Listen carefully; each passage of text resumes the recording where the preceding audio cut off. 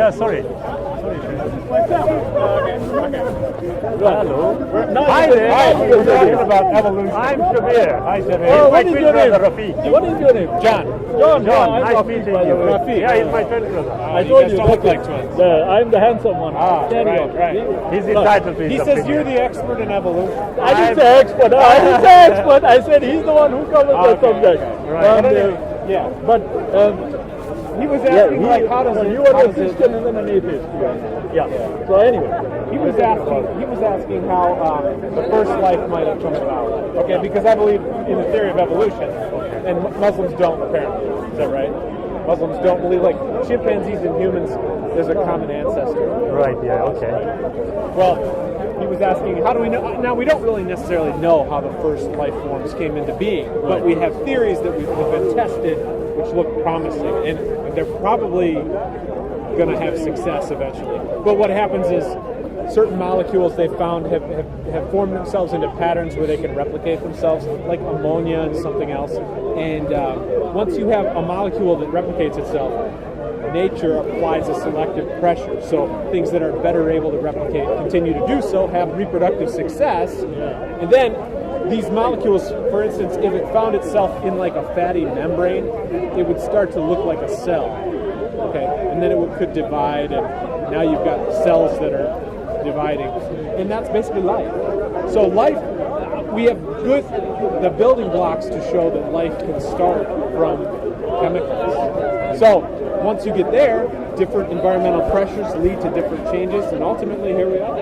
But I think the interesting part would be, where you said we don't exactly know where it kicked off or it began. Right. Would that not be the difference between, one believing and that was the creation, being created, and just believing it just sort of happened? Right. So that's the missing link, as it were. Yeah, but I mean, a scientist would say, like, if you see a bunch of leaves on the ground, you might not know exactly why the first one fell or whatever, but you rationally conclude probably natural processes brought it down. I mean, leprechauns could have picked them off the trees and put them there, but we tend to think natural causes are the best explanation. So even if we don't know, we still assume natural causes, and that's the same, I think, for life. I mean, we don't see supernatural things happening. We have good plausible explanations for how it might have come about naturally. So that's our conclusion. That's a rational conclusion. Plus, but the very fact that we share a common ancestor with chimpanzees, that's like really well-known science. I mean, it's not really debatable. I mean, you can debate it, but it's pretty much undisputed. It's like we know gravitation and stuff like that. What evidence do we have for this contention? We have so many different lines of evidence, but I'll give you one in the DNA. Okay. You've heard of retroviruses? Yes. Okay, AIDS is a retrovirus. Yeah. It transcribes itself into your DNA, so you kind of some retroviruses transcribe themselves into your reproductive cells. Okay. So if you have offspring, those offspring carry that virus signature natively. Okay, so what evolution predicts is that if chimpanzees are our closest living relative, we could have had a common ancestor that had a virus sequence in its reproductive cells. Sorry, did you say could have? Could have. Could have. We don't have evidence for it. I'm saying an evolutionist is making a prediction. Okay? Right, So he's saying ahead. if chimpanzees and humans share a common ancestor, then we might find virus sequences at common locations in our genome, in corresponding locations. Yes. And no other animal would have more of these virus signatures in common with us. Right. And it would have to fan out just like the evolutionary tree defines it. Yeah. And not just for chimpanzees and us, but for every other animal. I mean, like, horses are, cows are related to caribou. Sorry, just before we go further, how many types of DNA are you making a comparison of here? How many types of DNA? Are there types of DNA? No, there's just, DNA is just DNA. There are different types? Not that I'm aware of. Right, okay. There's some research that needs to be done here. Okay, apart from that, going with... DNA is just a molecule. True, but it doesn't work just like that. So, for example, if I were to ask you, can we have a molecule that does not contain life? Of course. All kinds of molecules. So when you talk about molecules at the start of life in inverted commas, there was a molecule that was lifeless. Yes.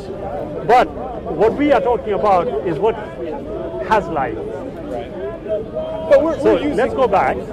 I'm just going to... We don't want to talk about the virus sequences. So we are going to come to that. Yeah? But if we go back, when we talk about abiogenesis, we are looking at a certain set of facts which we can deduce from to establish how life may have arisen. Right. Okay? The contention here is not what happens after, the contention is what happened before. So, for a person who accepts that there is a creator, anything after that event, okay, we can discuss and we can agree to disagree over certain facts or certain evidence. But the primary cause, as it were, is what needs to be addressed. So if I go back... I would disagree because I would say that's the stuff for which we know the least. So why discuss that which we know the least about? Let's discuss what we know. I will tell you my suggestion, okay? If we don't know how it all began, okay, now we have got what we consider to be overwhelming evidence which suggests a particular method of how life has arrived at where it is. No problem. But that is based on our ignorance of how it started. Okay?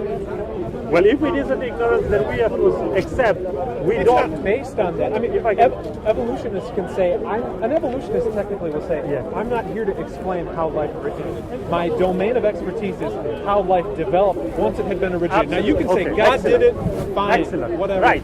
So let's leave that aside. Let's go forward. Okay. So if we look at what you just said earlier on, you see, there is this contention that there is a 98% match.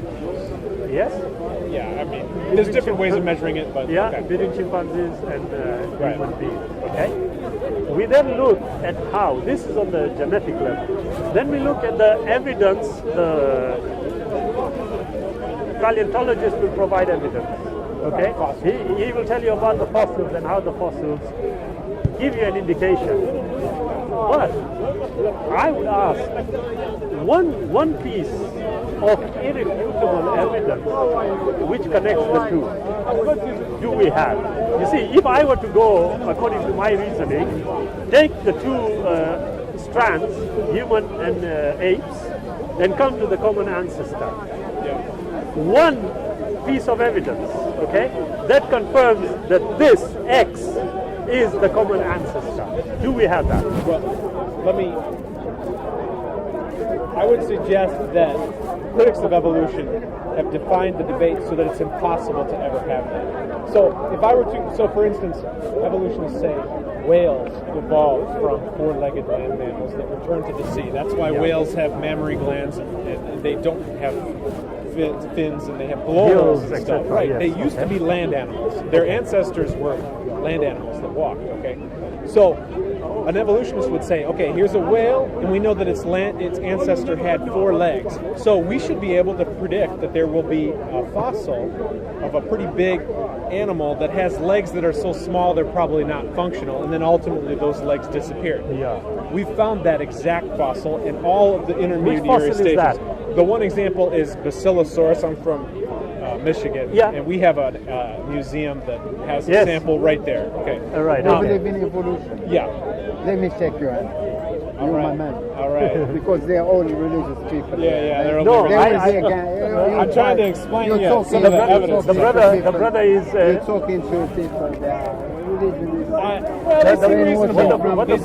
But I was brainwashed in the same way, and I used to not believe in it. So let me just say... Before you go further, can I just say to this person, okay, I do not subscribe to this idea of being religious. Carry on. Okay.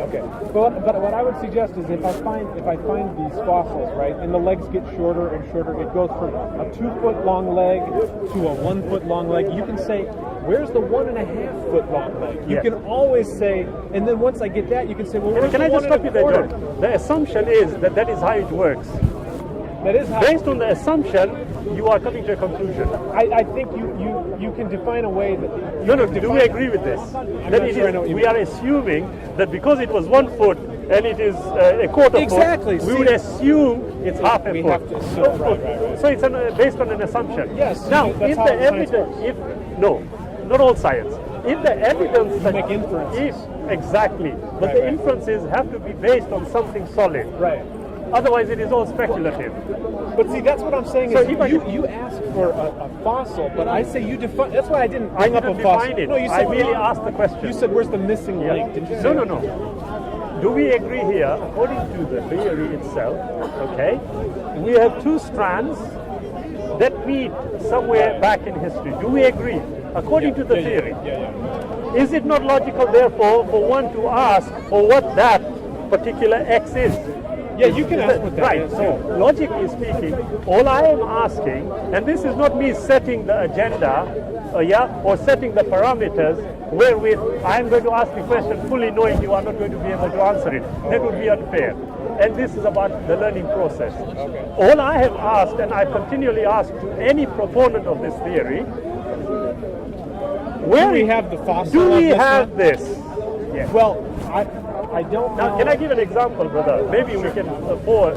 We may not have the fossil because fossilization is very rare, but we can infer based on we get this fossil and this fossil and this fossil, Yes. and we might not get that one. Yeah. But we got like enough to kind of figure it out. Right. That's it. You see, it is based on inferences. Right. Okay. We don't have a problem with that. Okay. Now, logically speaking, everything in the universe, yes, if we are able to observe it, we should be able to explain it. Do we agree with that? No, I don't agree with that. Why don't you agree with Well, that? I think there's a lot, like we can see the effects of the Big Bang, for instance, but we may not know how to explain. Let's have a some of look. it. No, I agree with you. Yeah, you see, can't brother, explain what we observe No. necessarily. You see, again, Maybe I misunderstood you. no, you're right. Oh. Going back to what you said, sooner or later we'll figure it out. Well, I don't know that. That is what you said earlier on. Well, I said one thing we may figure out, but Exactly. other things we may not figure out. And now I agree with you. Okay. But now, are we working on issues that are speculative at best and basing our lives on that? I'm not. Let's look at it. You know, that's why I said if you want rock solid evolution that chimpanzees and humans share a common ancestor, let's not talk about fossils. Millions of years ago. Millions of years ago. They did. But you can use the DNA evidence and it's Now, rock solid. actually, the DNA What do you evidence, believe when you yourself? say it's rock solid, yes, Yeah. I want to just address that for a few minutes. The same. Can you just look at the evidence? Yeah, that's what I'm trying to. I was getting that story out about the. Please. Okay, the let's go retrovirus. back to it. Okay. So we can understand and accept that, look, if we are looking for rock solid evidence for this particular ancestor, we can't find it. We may not find it. We may find it. Right, okay. Let's So say again, in we humans have- we don't have it. Let's say for the chimpanzee, if- nobody if- claims if, we for did. example- We may have it. We have a fossil, but we don't know if it was the common Which ancestor. one is that? I was thinking of Lucy, but maybe she's quiet. Lucy, I think, is we can confine to the dustbin of history. Dustbin? Yeah, because I would suggest the Ardipithecus gravidus. I think Lucy Yes? is too late for chimpanzees. But this is what I'm trying to say. Okay. As far as the discussion is wait. But the Ardipithecus gravidus, are you familiar with that fossil? You are not familiar with it. I may Okay. be. I may Yeah, you will. Just don't know Maybe. the name. Yeah. Okay, that is words, fine. Okay, but basically, what we are looking at is hard facts. Yeah, I'm always told that science works on hard facts. My suggestion is Science actually that's not true. I Sometimes agree. hard facts. I don't know if I agree. Science makes predictions in terms of evolution. They make predictions. They say this is what we expect a fossil to look like if we're right. We subsequently find something that's close to it, but not exactly. It's inferences. I don't know yeah. if that's what you mean with hard Yeah. facts. No. At the end of the day, like I said to you earlier on, I can agree if we are working with inferences, and that is what we have. Yes? If we could see everything in total clarity, there wouldn't be a need for research. Okay? So we are finding out things. But when we look at the fossil evidence, as you have pointed out, over millions and millions of years, we might not find the fossils we are looking for. Secondly, the process itself, when it is operating, okay, natural selection also, the changes are going to be very minute. They aren't going to be major. Yes? And when that suggestion Over was short being, periods of time. yeah, when there was that suggestion being made, they came up with the idea of punctuated equilibrium. That is what they thought. And then they had to, again, consign it to the dustbin because it just doesn't make sense. That's So, yeah. That's So- not exactly punctuated. I don't think. No, it isn't. But as far as I'm concerned, my contention has always been, look, if anybody asks me, and I'm a person who has evidentially established the existence of a creator, and on that basis, I tell anybody who is having a discussion about evolution is, look, they ask me what do I think about it, and I tell them, well, the facts as yet have not appeared to me which can convince me of its reality. Maybe not to you, but I mean the evidence exists.